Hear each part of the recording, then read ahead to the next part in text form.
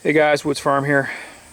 Just back out working on the tractor today. I was doing some bush hogging yesterday and ran good in the morning, and in the afternoon I went out and I heard it kind of hesitating every once in a while, kind of like sputter just a little bit, and it was running okay, but after about like 30-40 minutes it was starting to spit and sputter a little bit more, like kind of as if it was kind of maybe fuel starved. And so I came in, it had lots of gas. I just took a quick look at it, let it cool down, went back out and tried to do some more mowing, and it was a lot worse, to the point where it's almost stalling. And I kind of slowly managed to get back up into the barn, and I did a bit of work on it yesterday, just tinkering, looking at what might be going on. The first thing I checked was the fuel filter, and it was fine. It wasn't clogged up. And then I pulled the spark plugs. They were really dirty, cleaned them, and while I was at it I cleaned the radiator. Not that that had anything to do with it, and I cleaned the air filter. And this morning it's the same thing, it's spitting and sputtering, so it's obviously I didn't fix the problem. So I'm going to look at the carburetor and the fuel pump and maybe the ignition system and just see if I can figure out what's going on here.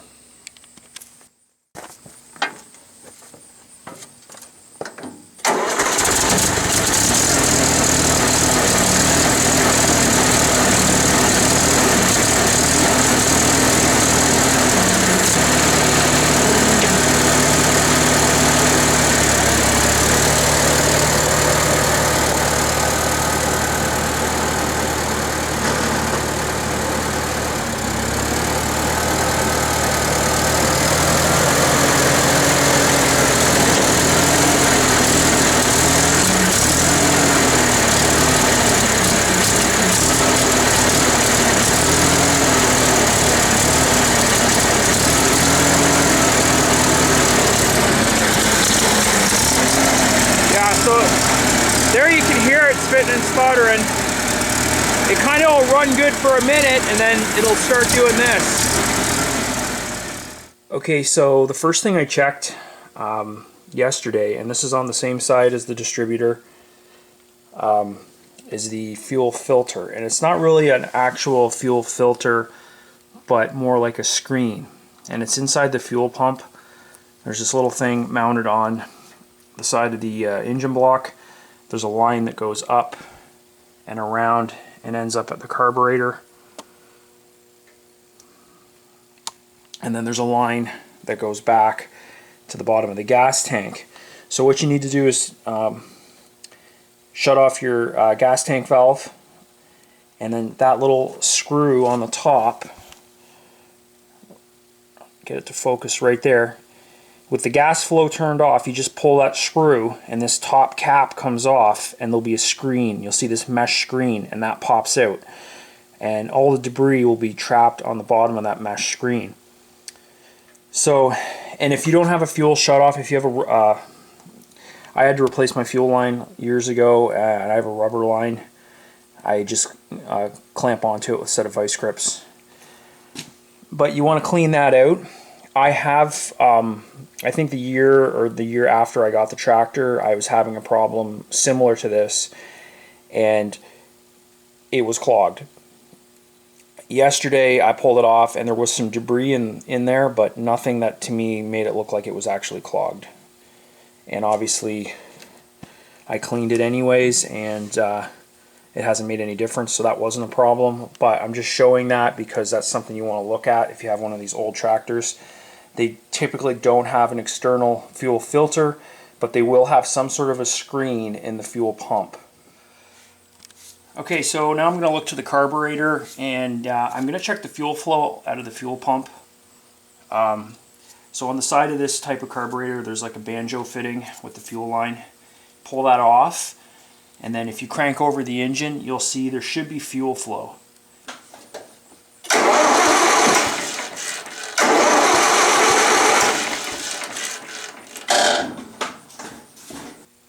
Okay, so it looked like there was decent fuel flow. I don't think there's any problem with the pump. So we're going to clean this carburetor out. I know at least once in the past I had some sort of a problem with the tractor. I don't think it was a no start issue. I think it was just running crappy. And I remember cleaning the carb and that solved the problem. So we're going to do that again today.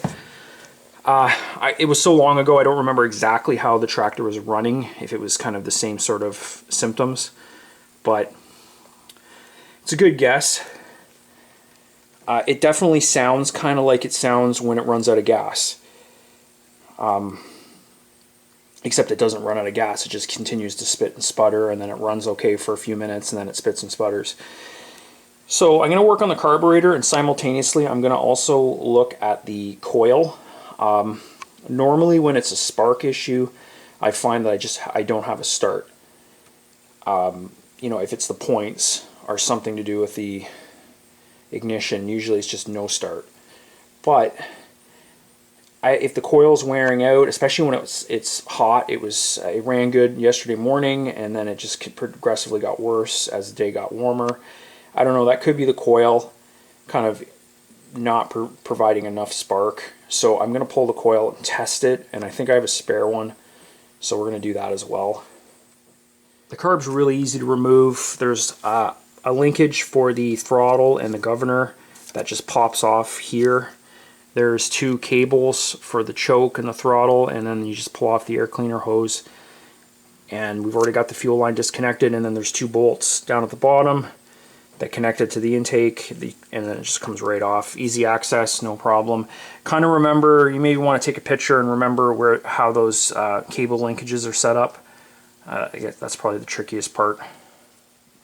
Okay, so the float bowl is going to have fuel in it, so keep that in mind when you start taking this apart. When you take the top off, there'll be fuel in there. I don't think this model... Yeah, a lot of carbs will have like a plug and you can drain the fuel. This one doesn't. So, and the first thing I'm going to do, I'm going to clean the outside of it just to get some of this gunk off. That way that doesn't get introduced inside the carburetor when I'm cleaning it.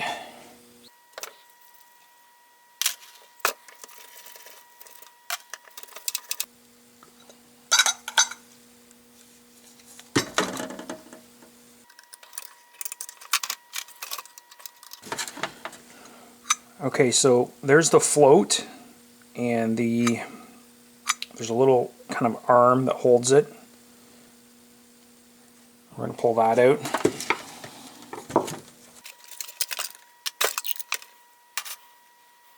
So there's your needle and seat that cuts off the fuel flow, and that should move freely. And there's a way to test that. If you hold it closed, you shouldn't be able to blow through. It should seal it off. So right down in here, you're going to pull a little plug, and then there's one of your jets.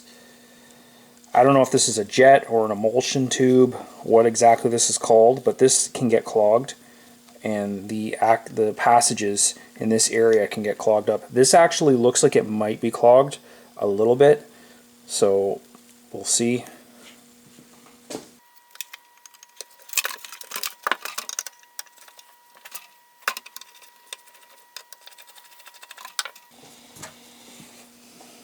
So this part separates from the actual bowl. There's two screws, and then you can get access to these other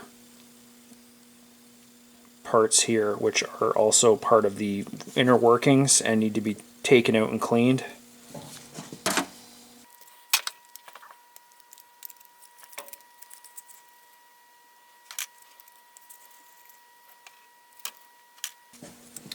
When it comes to the main body on this carburetor, I really don't think there's a lot you can take off and clean. If you wanted to get really crazy, you could take apart the choke and the throttle, but we're just mostly going to clean this out. So all those little brass pieces, the jets, they're all soaking. And you want to make sure that those are cleaned and cleared out, because they're definitely, if they get fouled up, It's going to affect how the carburetor works. This piece as well is kind of the heart of the carburetor, and you want to do your best to get that as clean as possible.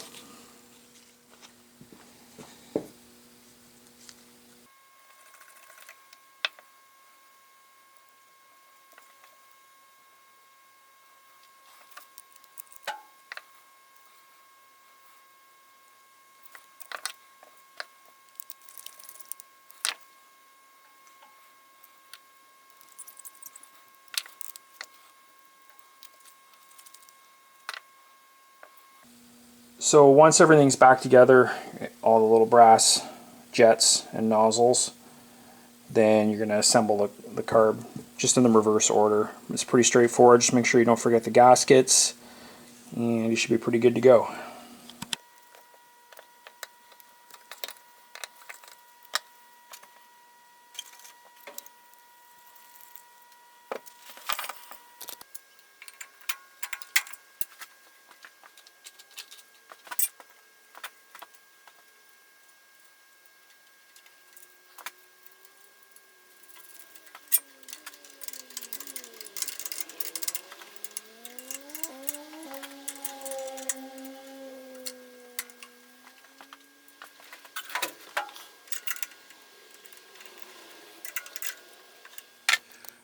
Well, the trickiest thing is making sure that choke works. It's just a matter of lining it up here and getting this at the right adjustment, but that's pretty straightforward.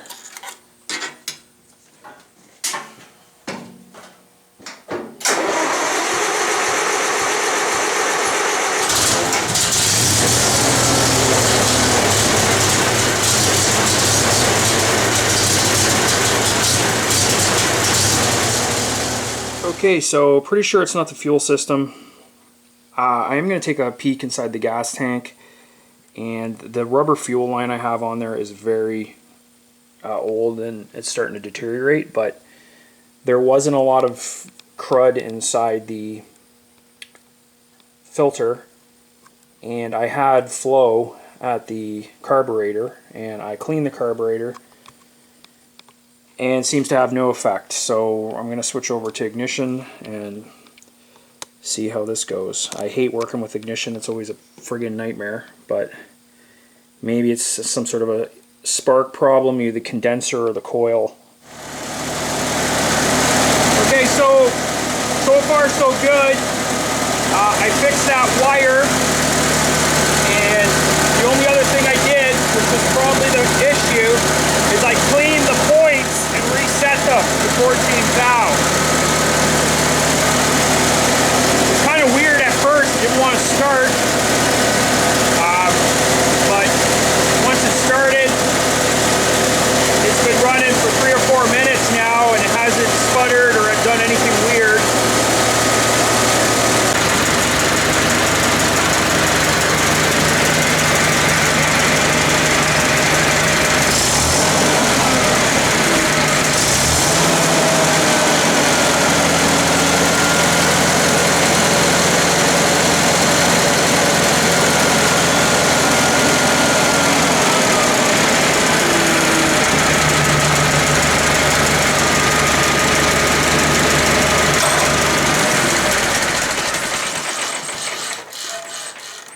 Okay, so I took it for a more extended test and actually did some mowing for about 10 minutes, and it's running now. Seems to be good. So it was an ignition issue, and honestly, if you're researching these tractors, my experience, I've had this tractor for probably 10 years, it is almost always an ignition problem. I mean, I can count on my one hand the amount of times it was fuel related, and those were all really basic things. One time, when I first got it, the fuel tank got clogged because there was a piece of paper, of all things, floating around in there.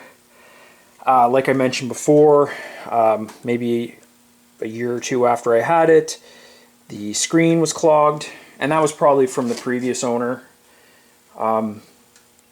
Yeah, other than that, you know, one time the carburetor needed to be cleaned, and that's it.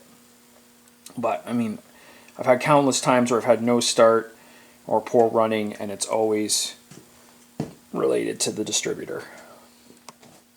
So part of the reason why I didn't go to the distributor first was because I replaced these points last year. And you can't really see in there when you're trying to look. You got a flashlight and it's really awkward. I cleaned them, and like I said, it ran okay for a second and then it was right back to where it was. So I actually removed them, and I don't know if you see on the back side of that point there, you can see right through it. There's a rivet that holds that piece. But when you compare it to a new set, there's no hole through it. That was burned right through, and the other side is also in really rough shape. So it was probably shorting out. Why that happened, I don't know. I don't know if the condenser failed. I replaced the condenser as well. That's the one that was in it. You see it's got some corrosion on it. But I mean, again, these were replaced last year. So if one of them failed, or a combination of the two, you know, that's just crappy parts. But a lot of this aftermarket stuff is not very good for these older type tractors and cars. If you got any experience with older cars, I think condensers are notorious. You know, the aftermarket ones are just shit. So I don't know. I keep these parts on hand at all times, so I'm going to order a new set to replace these. And I realized I didn't actually have a coil, so I might order one of those. Always a good idea to have points, condenser, and coil on hand, because with this tractor, that's going to be the problem 90% of the time. So I spent a few hours working on it and kind of went down the wrong path, but it doesn't hurt to clean the carburetor, so that wasn't really time wasted. And I cleaned the air filter, cleaned the rad yesterday, and then finally it's running okay now that I've changed out the points. So hopefully this helps if you've got an International. This is a gas tractor, 1974 I think, maybe 73. It's the 354 model. They're pretty basic. This one is getting up there. It's almost 50 years old, but a little bit of troubleshooting. It's either, you know, usually spark, maybe gas, and if you track down those issues, you're usually going to get it started and running. So hopefully this video helps. If you got a tractor like this one, or a lot of the stuff I talked about pretty much works on any later model tractor, you know, right back to the 50s. They're all fairly similar. So if you got a issue, hopefully this helps. Anyways, once in a blue moon I do tractor videos. I've got some other tractor videos on my channel, so check those out. Definitely like and subscribe if you want to see more tractor repair videos on this model of International. And as always, thanks for watching.